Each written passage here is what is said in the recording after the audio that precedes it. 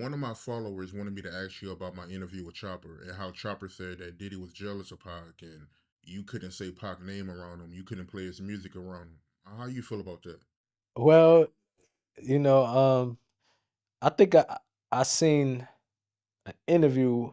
It might have been one of his bodyguard, Gene Deal or somebody like that, when they said that like Puff was kind of like he wanted to be Pac if you and to a degree they said like he was fascinated by Pac. They said like if you look at his dressing style, like I remember Gene Deal, he brought it to the attention. I was like, wait a minute, that's crazy. The same woman, the woman that Pac knew. I don't want to go into details and that type of stuff because of the religion, of course, but he was after the same people Pac was at.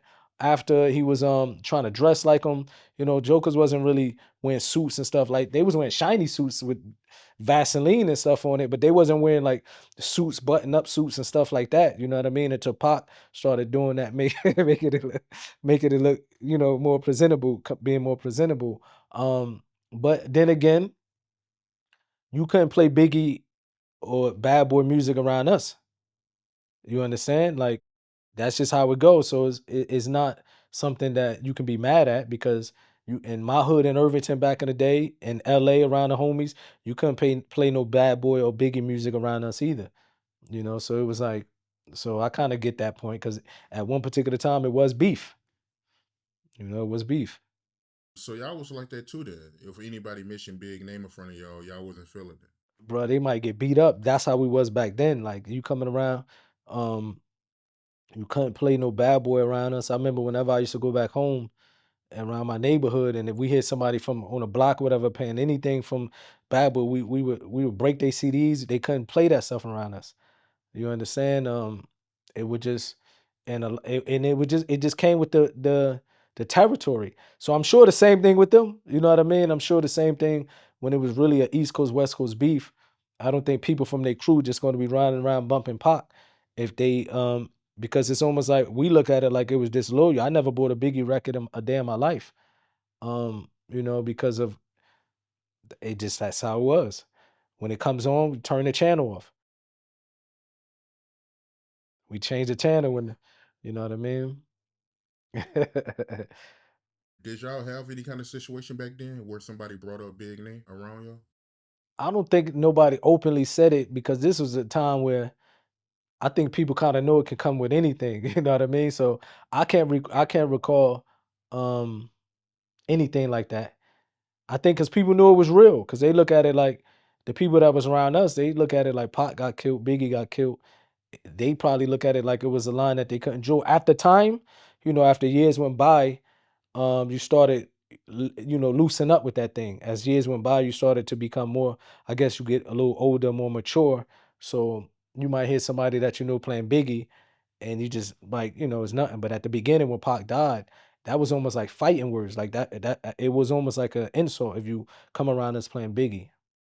When Big died, do you remember that day? Like how was that like from your point of view? Like when Big died, how did you find out? I didn't think it was, I didn't even think it was true at first when we heard Biggie got killed. um I don't think it was at first. Because it wasn't really it wasn't on internet and nothing like that. You can go search. So at first I thought it was a rumor, but I do recall a couple hours later it was on the news. It was kind of shocking. It was kind of shocking, but at that time, you got to understand the mindset at that time. And to clarify it now, we grow up, we get mature, we don't think of it at that time, but at that time it was just like that comes with the territory.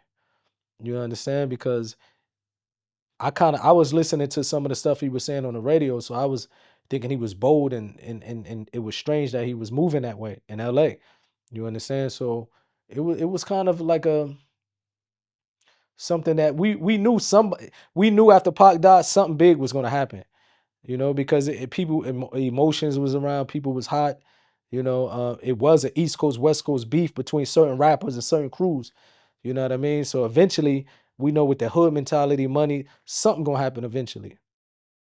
It was almost like, man, it was arrogance. It seemed like at that time, like these guys are, on the radio taking shots at Pac. It seemed like a little arrogant. So when that happened to him, naturally, you gotta understand naturally, and I like to clarify this so the people don't, take anything out of context. And of course, now I don't think this way, but back then we was like, okay, it's a draw now. That's how it was back then. And because we felt like they was taking shots at Pac and stuff like that. But of course, that was that because you asked me how I felt back then. I'm telling you my mindset back then that I was kind of like, okay. You know what I mean? They got somebody from us, we got somebody from their side. Not we. I don't know because everybody going to jail with these Ricos cases. So let me let me clarify that up. Not we. You know what I'm talking? Meaning that he died. Pot got killed, and he got killed. So we thought that it was just like somebody from the East Coast, somebody from the West Coast. Now it's a draw. Because jokers be getting on these podcasts catching Rico cases. So you gotta be very careful what you say. I was in a hotel when Biggie got killed. I was home and tucked away, bruh.